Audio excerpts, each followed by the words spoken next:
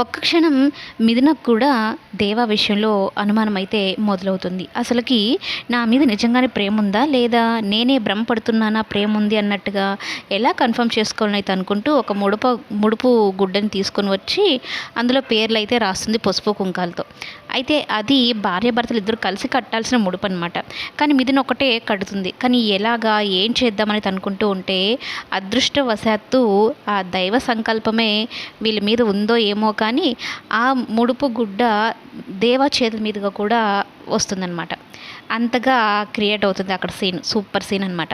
అయితే మిథున ఇంకా కన్ఫర్మేషన్ చేసుకుంటుంది. దేవుడు ఆశీర్వాదం నాకుంది, దేవాకి నా మీద ప్రేమ ఉంది అని అయితే అనుకుంటూ ఉంటుంది.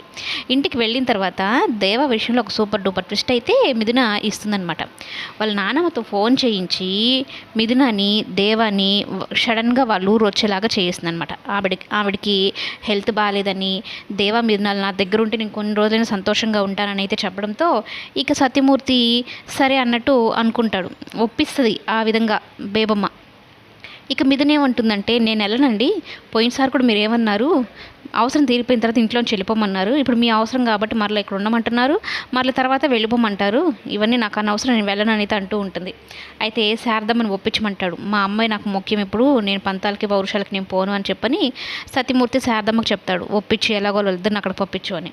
అయితే ఈ ప్రమోదిని కూడా చెప్తుందనమాట, దేవ నేను ఒప్పుకోను అయితే అంటూ ఉంటే, ఇప్పుడు మనకు నానమ్మ ప్రాణాలు ముఖ్యము, ఆవిడ బాగుండడము సంతోషంగా ఉండడమే మనకు ముఖ్యమని అయితే చెప్పి ఒప్పిస్తుంది అనమాట దేవన్ కూడా. ఇంకేముంది అనుకునేదే వెంటనే తడువుగా ఇదంతా మిథున ప్లాన్ కాబట్టి హ్యాపీగా ఒక సూట్ కేసు తీసుకుని వచ్చి బట్టలు పెట్టుకుంటూ ఉంటుంది.